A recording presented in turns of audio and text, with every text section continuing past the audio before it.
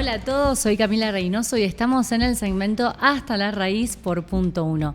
Hoy tengo un gran invitado, hace tiempo quería que esté presente en el segmento y ya se nos está yendo el 25 y dije, bien, pudimos coordinar con él. Les presento dentro del mundo del arte, de las imágenes, de lo audiovisual, que ha obtenido además tantos reconocimientos a nivel nacional e internacional. Es guionista, productor y director de televisión y cine. Para mí es un lujo tener esta tarde con Alejandro Arros. Gracias por estar acá acompañándonos. El gusto es mío, Camila, estar en tu programa. Ale, querido, venía siguiéndote full yo a través de Facebook ya hace muchos años, figura ahí, uno pone, viste, ver amistad, y sí. Figura creo que hace más de 10, 12 años, así que vengo siguiendo tus trabajos hace rato. Quería saber, Ale, cómo se dan tus inicios en la profesión. Sé que estudiaste en Buenos Aires. Sí, bueno, en la época que yo nací en el 61, así que cuando quise estudiar cine, primero estaba la dictadura militar y después no había ningún lugar en Salta donde poder estudiar cine. Así que me tuve que ir a Buenos Aires, pero no quería estudiar con la dictadura militar en el gobierno, así que me fui en el 83, ahí participando de todas las movilizaciones que había para que la dictadura caiga, era post-Malvina, ya se la veía tambalear, y cuando la dictadura cayó, recién en el 84, comencé mis estudios cinematográficos en el Centro de Estudios Cinematográficos, justamente que dirigía un gran cineasta, José Santizo, con el cual seguimos conectados justamente por Face, y bueno, ahí pude completar mi carrera, y tuve la suerte que inmediatamente me empezaron a llegar propuestas de trabajo. La primera de ellas fue hacer un cortometraje homenaje a Daniel Giribaldi, que fue el creador del ciclo de poesía abierta, que se hizo en el Viejo Almacén durante 20 años. Yo trabajé 10 años en ese ciclo haciendo las fotos en forma gratuita. Uh-huh. Era por el hecho de ir a compartir con esos grandes artistas. Y cuando hice el documental, obviamente yo estaba estudiando, no había terminado todavía, lo hice a fines del 84, me había comprado una camarita y de cara rota me ofrecí. Y me dijeron, sí, bueno, bárbaro. Digo, pero ustedes me tienen que hacer la producción, de ver quién entrevistamos, bla, bla, bla. A Giribaldi no lo llegué a conocer vivo, fue muy loco. Le hice el homenaje y después trabajé 10 años con su mujer, con su viuda, pero nunca... Aurora puede ser... No, Aurora Giribaldi es su hija. A su hija. Y Beatriz Balbé es su ex mujer, es su viuda, digamos. Así que bueno, cuando hacemos una reunión de producción, le digo, bueno, ¿y a quiénes tengo que entrevistar? Y me dice a Edmundo Rivero, a Jorge Marciali, a Los Trovadores, Perla Santalla va a leer poemas tuyos, Oscar Núñez, el de Nueve Reinas, que ahora se cumplió, también va a leer poemas tuyos, el hijo de Hermenegildo Sabat va a hacer las animaciones, Hermenegildo Sabat va a hacer la ilustración para el título. Y yo me quería matar porque ya había dicho que sí. Y bueno, y era como que todo eso era demasiado grande para un estudiante que recién iba en el primer año. Bueno, lo hice, asumí el compromiso. Y la responsabilidad. Y tu valentía de... Y bueno, y por el personaje de Giribaldi eso se difundió muchísimo, se estrenó a lleno en el Viejo Almacén con Edmundo Rivero de anfitrión, Estebanovich era un gran crítico de arte y él hizo la crítica del trabajo, y después circuló en distintos ambientes culturales de la ciudad de Buenos Aires y del Gran Buenos Aires también. Como estaba filmada en Super 8, que era el sistema de cine, no se podían hacer copias. Uh-huh. Y en un momento dado se dejó de proyectar también para preservarla un poco por las rayaduras y eso. Y bueno, yo trabajé 10 años en Poesía Abierta, como ellos lo habían producido, se los di, como le di también las fotos. Y hace 3 años me llama un amigo que de casualidad lo contrataron para que sea el albacea de la casa de los Giribaldi porque había muerto Beatriz. Uh-huh. Entonces me dice, acá estoy viendo, porque yo a mi foto la sellaba atrás con un sello mío. Me dice, acá veo cientos de fotos tuyas ¿y hay una película en Super 8 que es tuya? Sí, también. Bueno, podés venir a que nos contés qué es todo esto, que yo, porque la única heredera vive en Suiza y quiere que esto no se pierda. Así que viajé a Buenos Aires, me instalé en la casa de Giribaldi, a donde yo iba una vez a la semana, a organizar los ciclos, y empecé a clasificar los materiales, y vimos una cosa inmensa, porque además grabábamos cada una de las presentaciones en la consola profesional del viejo almacén. Ajá. Así que le digo, che, mira, esto da para un largo. Y me dicen, y bueno, nos pongamos el guión. Y ahí apareció financiamiento para que me quede más tiempo en San Telmo, clasificando material y todo lo demás. Hicimos el guión, lo presentamos al Inca y el proyecto fue aprobado para una categoría que se llama audiencia media, que es una categoría interesante, y pudimos hacer la película. En el medio cambió el gobierno. Sí. Y el Inca no nos terminó de pagar todavía, nos pagó menos de la mitad de lo que teníamos asignado. En plan, sí. Sí, así que nosotros lo mismo con recursos propios y con trabajo, avanzamos, los tres que participamos, director, productor y yo, tenemos equipo y qué sé yo, así que no nos frenó esa falta de liberación de fondos. Sí, de liberación de fondos aprobados y por decreto. Así que estamos en ese reclamo. Quizás haya que esperar que este gobierno se vaya, pero bueno, el reclamo puntual lo estamos haciendo permanentemente ante el Inca. Pero la película se terminó y está recorriendo el país, y en el 2026 comenzará el circuito de festivales. Sí. Y esa película original en Super 8, con los fondos suizos, se digitalizó a 4K. Y no la voy a remasterizar tal cual era, sino que voy a hacer todo lo que no se podía hacer en Super 8 en su momento. Como ahora ya la tengo en 4K, le voy a poner los grafos identificatorios de quiénes son los personajes que hablan, le estoy haciendo una mezcla de audio nueva. Como que leía nuevos encuadres, puede ser. Un nuevo encuadre, porque lo voy a hacer 16:9, como es el high, y todo eso lo hago porque soy el director. Si yo fuera quien rescató eso, no podría, o no debería intervenir, meter la mano en esa obra. Sí. Pero acá sí, eso fue consensuado, y esto va a ser como una nueva producción que se va a estrenar el año que viene, posiblemente en la Biblioteca Nacional. Ahí arrancará el ciclo de proyecciones de Ayer se murió mi muerte. Y decimos el año que viene porque no queríamos sacar las dos cosas juntas, porque una tiene que ver con otra, y se iban a entorpecer si es que iban en paralelo. Así que durante darle el verano... espacio a... Claro, darle espacio, que Poesía Abierta se desarrolle, tenga crítica y bueno... Y recorra también, y recorra, ¿no? Porque claro. Me venías diciendo que estuvieron por un montón de provincias. Sí. Córdoba. Empezamos en Buenos Aires, en el Gomón, y de ahí inmediatamente fuimos a La Pampa, Córdoba, Tucumán, Santiago del Estero, Rosario... Y se viene al sur. Y ahora está, ya en Comodoro ya se estrenó, así que hay otra propuesta para Ushuaia. Yo terminé proyectándola en el espacio Julio Lencina de Jujuy. Así que bueno, el recorrido es amplio. Y otro detalle es que es una de las pocas películas nacionales que se pudo estrenar en el 2006, en el 2025, por culpa del desfinanciamiento del Inca. No había películas para estrenar, porque no se produjeron ninguna en el 2024. Así que bueno, en esa situación estamos en el cine nacional. Y hablabas de la parte técnica, ¿no? De los sonidos, como por ejemplo ahora con todo el avance, ¿no?, en tecnología y en posibilidad de los formatos, sonidos, ¿no? Que sumar ambientaciones, pasos. Exacto. Y quizás referencias que en el original no se podía contar con ello. No se podían hacer mezclas de sonido en Super 8, porque eso necesita varias pistas.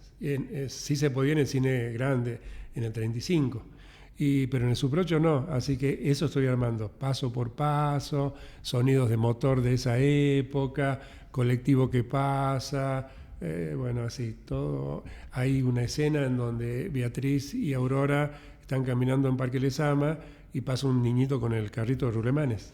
Entonces, bueno, hemos grabado el sonido del carrito de Rulemanes en el Cerro San Bernardo y bueno, estamos terminando ya lo que se llaman los Foley para ya poder hacer la mezcla. Ale, vos sos artista, vos decías que compartías con artistas, pero vos sos uno de ellos, talentoso, a mi modo de verte, inquieto en la gestión cultural, pero vos también te definís como un curioso que todavía no llega a saciar su curiosidad. Quizás hasta es algo latente que se permanezca así por muchos años más, ¿no? Sí, en esa búsqueda constante. Ojalá que no se me pase la curiosidad. Ajá. Por ejemplo, las producciones que hice en Cuba, hice dos largometrajes de recorrido internacional también, y ahora viajo en julio a filmar el tercero, son por pura curiosidad, porque me dicen, vos estás trabajando sobre el Che Guevara. Y en realidad estoy trabajando no sobre el Che Guevara, sino con los hombres que estuvieron al lado. Y figuras destacadas. Mi primer documental fue sobre Alberto Granado, el compañero del viaje en moto, que Walter Sales le hizo la película Diarios de Motocicleta. Pero cuando yo entablé amistad con Granado, todavía no se había filmado la película, le hice la propuesta de la mía y me dijo, tenés que esperar que termine con Walter. Bueno, sí, esperamos. Porque él me contaba todo lo que hizo en Cuba a partir de que el Che lo llama y él se radica en Cuba hasta su muerte. Y le digo, pero nadie sabe que vos fuiste uno de los creadores de la Escuela de Medicina de Cuba. Nadie sabe que vos estuviste en Playa Girón. Nadie sabe que vos estuviste en la crisis de los misiles. Nadie sabe. Todo el mundo habla del viaje en moto. Uh-huh. Y dice, y sí, porque el viaje en moto fue fundacional y qué sé yo. Y le dije, bueno, yo quiero hacer una película sobre todo lo otro. Lo que no se sabe de Alberto Granado. Y él ya estaba grande, tenía 83 años. Y bueno, hicimos el largo, filmé en Cuba, en su casa, lo traje a Salta, hemos filmado acá en Salta casi 2 semanas, vino con su familia incluso, que quería que conozcan el folclore acá en Salta, así que le hicimos una peña a puerta cerrada para todos los granados. Y luego ahí surgió otro personaje que era uno de los 4 escoltas del Che. Entonces, esta película es sobre el escolta del Che, no sobre el Che. Porque él además fue uno de los primeros que salió en una misión internacionalista de Cuba y terminó preso en Salta, porque él llega con la guerrilla de Macetti. Y el tercero, que me está esperando ahora, es otro de los 4 escoltas, porque uno de los escoltas murió acá en Orán, justamente, que es Hermes Peña. Pombo, que es el que acompañó al Che en Bolivia, había aceptado hacer el documental conmigo, pero tuvo una descompensación y se murió hace 3 años más o menos. Y la particularidad de José Mendoza Argudín, que es a quien voy a entrevistar ahora, a filmar, es que él acompañó al Che en una gira por 17 países para pedir apoyo a la revolución. Así que él tiene la experiencia de ser un jovencito analfabeto salido de la Sierra Maestra, muy jovencito, y recorrer Arabia Saudita, la India, Europa, con el Che, siempre a su espalda cuidándolo. Y tiene anécdotas que no tienen que ver con la política, que son muy graciosas, porque él usaba el pelo largo, te cuento esta que es cortita, y al Che lo recibió el Papa en el Vaticano. Uh-huh. Entonces entraba la comitiva y entre ellos estaba Argudín.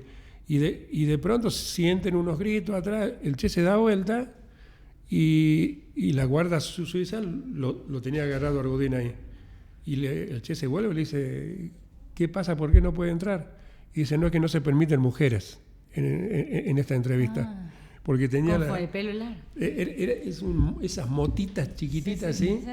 Y bueno, y el Che en una forma muy graciosa le dijo, Argudín, muéstrale los cojones para que te dejen entrar. Entonces tiene todas esas anécdotas. Esa es una de las que me contó en su casa. Estuve en su casa, cociné con él, como para hacerme amigo. Y no vamos a hablar de la cuestión política, de lo que significó ese viaje, sino de las anécdotas de un hombre que estaba al lado del Che. Sí, bueno, en eso que comentabas, ¿no? de los viajes, mencionás Cuba, pero también tus obras fueron invitadas a participar de diferentes festivales y eventos de lo que es el cine internacional, no solo lo que es Latinoamérica, Bolivia, Brasil. Mencionabas también Francia, España, Marruecos e incluso Sudáfrica. ¿Qué se siente ser convocado y tener esa experiencia con tu arte, ¿no? Con tu creación y aparte con el placer que vos tienes, que lo reconoces desde muy chiquitito en la ruta, en los paisajes, claro, y en conocer? Bueno, en Sudáfrica, por ejemplo, fue muy particular ese viaje porque fue en el 2001. Me invitaron a participar de la Conferencia Mundial contra el Racismo, la Xenofobia y la Discriminación por los trabajos que yo venía haciendo con los pueblos originarios, especialmente con los wichí. Así que ahí tuve la oportunidad de presentarlo en un auditorio con gente de todos los países del mundo.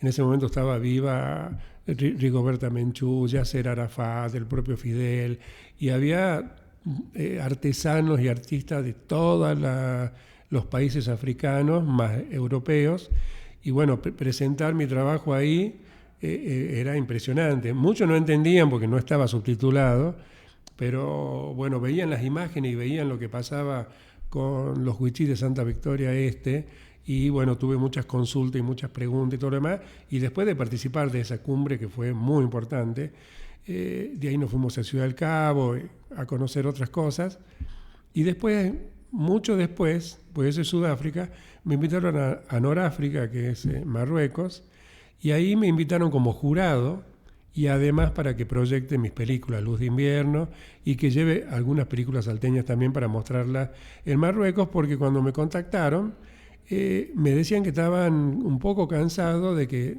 todo el cine que llegaba era el cine de Buenos Aires y que en ese momento era todo medio parecido, que estos jóvenes sin rumbo, esos guiones que terminaban abruptamente, que el llamado nuevo cine argentino, que a mí me gusta, pero ellos estaban como cansados de esos. Y para justificar que me pagaron desde que salí de Salta hasta que llegué a Marruecos y volví, me dieron la responsabilidad de ser jurado internacional del Festival de Cortometrajes 35 milímetros en Marruecos. Así que tenía una secretaria permanentemente. De todas maneras, esto fue en Martil, que es cerca de Tánger, y es muy cercano al estrecho de Gibraltar, está ahí nomás con España, y se comercia mucho con España. Entonces la mayoría de los marroquíes de esa zona hablan español perfectamente y son futboleros, así que donde iba Maradona, así que ahí la pasé muy lindo porque mostré una película como Luz de Invierno a gente con una cultura totalmente diferente, y lo que en algunos países como Francia o España veían el tema de la miseria y esto que lo otro, ellos lo veían desde otro punto de vista, quizás más religioso. Entonces me decían, ¿y ese relojero por qué se vuelve linchera? Hablaban más de la cuestión filosófica de la película que de la cuestión social. Sí. Por ejemplo, en Colombia también, cuando estuve en el encuentro de Cartagena, me decían, eso no parece argentino. Y yo le decía, qué suerte, porque nosotros queríamos que parezca latinoamericano. Sí, me decía, parece Bolivia. No, es Argentina, y estamos ahí nomás de Bolivia, y en Salta hay muchos bolivianos, y en Bolivia hay muchos argentinos, le digo. Pero dice, ¿y por qué el cine argentino no muestra más este tipo de películas? Y cuando la presenté en Cuba, en Bejucal, quien estaba a cargo de los comentarios era un Premio Nacional de Literatura Infantil. Una persona con una mirada, porque salió 2 veces de la sala a fumar. Y yo decía, no le interesa la película. Y cuando tuvo que hacer la devolución, impecable. En atención a cada detalle que vos pensabas que no. Había visto cosas que yo no había visto de la película. Y bueno, y por ejemplo... A su ritmo, a su tiempo. Exactamente. Y ahí, por ejemplo, me decía, ¿y esto pasa en Argentina? Era el gobierno de Cristina, creo que fue en el 2008, por ahí. Y me decía, ¿esto pasa en Argentina? Le digo, esto también pasa en Argentina, es parte de nuestra realidad.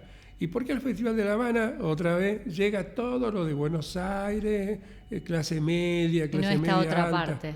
Y no esta otra parte, claro. Vos recorriste muchísimo el noroeste argentino, ¿no? Estuviste por todos lados. En las 5 provincias. En cada localidades, en cada pueblito.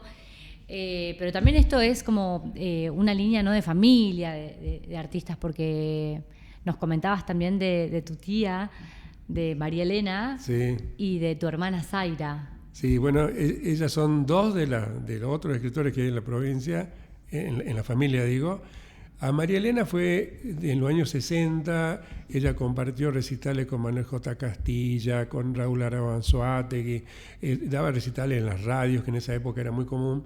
Y su obra, si bien fue impresa por ella, ya estaba agotada y como olvidada, y lo que yo hice es reunir otros poemas que no estaban en el libro que ella publicó y hacer una nueva reedición, porque mi tía abuela cumpliría 100 años ahora. Sí. Y mi hermana empezó a escribir relativamente hace pocos años, a partir de un hecho traumático que fue el suicidio de uno de sus hijos, de mi sobrino. Entonces empezó como una forma de terapia y la literatura la atrapó y bueno, y ella está escribiendo. Pero por otra rama, por la rama materna, que son los Ovejero Paz, Julio Ovejero Paz también era tío abuelo mío, y por la rama de mi abuelo paterno, Víctor Fernández Esteban, yo soy Arro Esteban. Víctor Fernández Esteban es primo también, y también es un gran escritor que ganó premios, y con el quien, además de ser parientes, compartimos una amistad y un gusto por el arte. Por ejemplo, él fue quien me convocó para relevar la obra de Jorge Hugo Román, y 20 años después se convierte en que acabamos de bajar la muestra del Museo de Bellas Artes, del cual fui parte de la organización. Estamos trabajando en un libro sobre Jorge Hugo Román, donde estoy a cargo de todas las fotos de la obra, y vamos a hacer una película sobre los 100 años de Jorge Hugo Román, que va a ser la última etapa, porque la película necesita tener el registro de lo que fue la muestra, que ya está, y el registro de lo que va a ser la impresión y presentación del libro, que eso va a ser en abril más o menos. En abril del 26. Entonces, después de abril vamos a completar el rodaje, y antes de irme a Cuba haré un prearmado, o si no tendrán que esperar a la vuelta, que vuelvo en septiembre. Ale, en la lista de reconocimientos que vos tenés de los premios que lograste son un montón y muchísimos primer premio. Yo veía que en un concurso habían 170 participantes y sacaste el primer premio. Sí. Y veo que no solo te quedaste como creador, ¿no? y como figura principal, sino que además todo el conocimiento que vos tenés desde muy pequeño, creo que llevas en el arte también las ganas de compartirlo y de enseñar, porque has participado como fundador también en la carrera de la UCASAL, en lo que refiere a la dirección y producción de radio. Producción y dirección de radio y televisión, que la fundamos con el ISER. Sí. O sea, yo fui convocado para armar esa carrera con la supervisación del ISER. ¿Te interesó ser parte? ¿Te interesa como también llevas con el taller de cine anual, ¿no? de Salta ya hace mucho tiempo, ya hace más de 20 años, ¿no? Sí. Más de 20 años. Sí, la carrera de la UCASAL me pareció interesante. Hubiera preferido por ahí que sea en la universidad pública, pero ellos se interesaron, tenían los contactos con el ISER y ellos me convocaron. Me parecía muy interesante porque yo me tuve que ir de Salta a estudiar cine o medios audiovisuales, como decimos ahora. Salir de la provincia. Y decía, por ahí que haya una posibilidad de que los jóvenes puedan no tener que irse de Salta para estudiar. Y bueno, los primeros egresados de esa carrera, porque yo me comprometía a sacar los primeros egresados y renunciar. No quería tener ese trabajo formal. Y de los egresados que salieron, hoy creo que el 80% son los docentes de esa carrera. Y siguieron perfeccionándose en Europa, haciendo máster y magisterios. Así que está muy bueno porque la carrera quedó andando, ahí sigue. Sí. Y también cuando renuncié a la UCASAL, fundé mi taller anual, porque a mí me pareció siempre mucho más interesante la educación no formal que la formal. Y bueno, generé mi taller y con mi taller hice un montón de producciones. Todos mis largometrajes están hechos con mi taller. Te llamaron un montón de colegas porque te sorprendió hasta el número de las personas que se inscribían y querían ser parte. Sí, en el primero que dimos lo hice con la UNSA. Me acuerdo Claudia Bonini, que lamentablemente falleció, fue una de mis actrices de Luz de Invierno. Me dice, ¿cuánto va a costar tu cuota? Y yo no sé, a la plata de hoy le digo 80.000 pesos por mes, porque eso es lo que cuesta un taller de cine, con equipo, con cosas. No va a ir nadie. No, esos costos acá no te lo va a pagar nadie. Bueno, que vayan 10, le digo, y está todo bien. Entonces Claudia, con García Vez, que estaba ahí en la extensión, me dicen, bueno, entonces lo que vamos a hacer es no te vamos a cobrar el 20% que cobramos nosotros por la organización, porque por 10 tipos. Y metimos 120 inscriptos. Y tuvieron la honorabilidad de no cobrarme el 20%, que era un montón de plata. Claro. Pero además sus salas no le daban para tanta capacidad. Estaban colapsados. Así que me dieron el Salón Azul en Castañares para una comisión. Acá en la Alvarado, otro más chiquito para otra comisión, y activaron un convenio que ellos tenían con la Fundación Salta para que ahí haya el grupo mayoritario. Y claro, cuando me vi con tamaña cantidad de alumnos, llamé a dos colegas míos, amigos, colegas, con quienes estudiamos juntos y seguimos de amigos hasta hoy, y se vinieron a Salta a ayudarme a dar esa capacitación. Claro, porque era muchísimo, y además había plata para pagarles.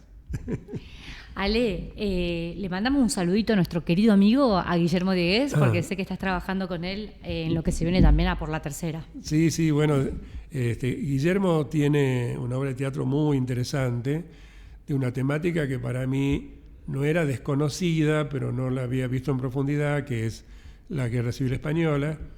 En nuestro cineclub habíamos hecho ciclos sobre la Guerra Civil Española, pero no había ahondado. Fui a ver la obra de teatro y a los meses me propone que la obra de teatro, en el formato teatral, la podamos traducir al formato audiovisual. Ese fue mi trabajo, digamos, de cambiar la obra y pasarla a la imagen. Guillermo quedó muy conforme con el guión. Obviamente hizo un montón de observaciones que fueron tomadas en cuenta hasta que llegamos a una versión final. Se hicieron 5 reescrituras del guión. Y bueno, ahora ya estamos con el guión que se va a usar en el rodaje.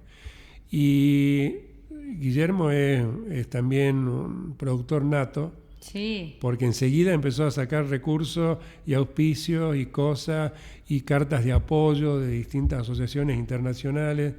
Y el proyecto ya está en marcha y tenemos hasta fechas de rodaje. Va a ser la 3ª o la 4ª semana de enero, dependiendo los pronósticos de lluvias, que en el verano son bastante catastróficos en Salta, pero él quiere filmar antes de marzo, así que también se va a concretar.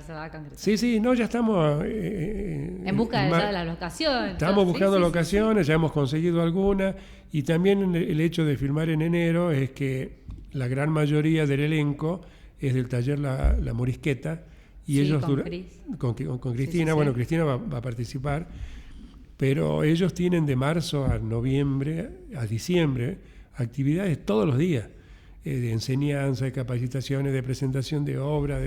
Entonces, bueno, en enero es el hueco que hemos encontrado con un condimento gracioso, y es que en Madrid yo estuve justo para noviembre, para mi cumpleaños, que es cuando murió Franco. Hace un frío tremendo, es un invierno crudo en Europa en noviembre. Fuerte. Y vamos a filmar en enero, y ellos van a tener que estar abrigados como si fuera invierno. Entonces, bueno, vamos a ver cómo sale eso. Va a salir fenomenal, Ale. Un poquito estamos llegando al cierre del programa. Yo me quedaría a muchísimo tiempo más de poder escucharte, pero quiero hacerte ahí como una última pregunta y que vos puedas compartir con las familias que nos ven lo que vos desees, ¿no? de proyectos. Vos comentabas que desde pequeño ibas a los sábados de cine de barrio y los domingos ibas a los sábados al de cine ciudad, del centro. Sí. Y que tu mami siempre te preparaba con una camisita y saquito y con un moño de gala, el encuentro. Muy ridículo, pero bueno. Yo estaba contento de ir. Muy bonito el encuentro, ¿no? A lo que ustedes iban ahí entusiasmados a ver en el cine. Y encima eran largas horas, ¿no? Porque enganchaban 2. Eran 3 películas generalmente. O 3 pelis. Entraban a las 2:30, 3 y salían como a las 8. 8, exacto. Y a ese niño que recordás de los sábados, ¿no? y del domingo en el cine, ¿ese niño te dice alguna vocecita en el día a día hoy para ayudarte a buscar esa identidad que siempre fue tu eje, que siempre fue tu brújula? Querer descubrir la identidad. Porque nosotros, obviamente, toda la infancia que hemos tenido los de nuestra generación fue viendo cine eminentemente norteamericano, no podíamos ver una película argentina ni a palos. Y bueno, y ese niño me dice, hacé cine argentino. Ese niño te dice eso y vas en un mensaje increíble desde hace mucho tiempo atrás y seguramente seguirá por rato, Ale. Sí, sí. Te dejo que compartas con la familia acerca de la organización que estás realizando en las actividades homenajes de Jorge Hugo por sus 100 años, para que puedas compartir con los televidentes. Bueno, y te aviso que se viene el libro y la peli, así que ahí tenés Completo. Ahí tenés. Bueno, gracias, Ale. Gracias a vos por invitarme. Por hacernos parte de esta bonita charla. También te sigo en las redes y veo tus presentaciones, que están buenísimas también. Gracias, Ale. Seguramente vamos a tenerte pronto en lo que va a ser el 26 para los proyectos que ya estén en proceso o cerrados, puedas compartirlo con toda la gente de Punto Uno. Nos vemos, muchísimas gracias, que tengan un bonito jueves. Miércoles era.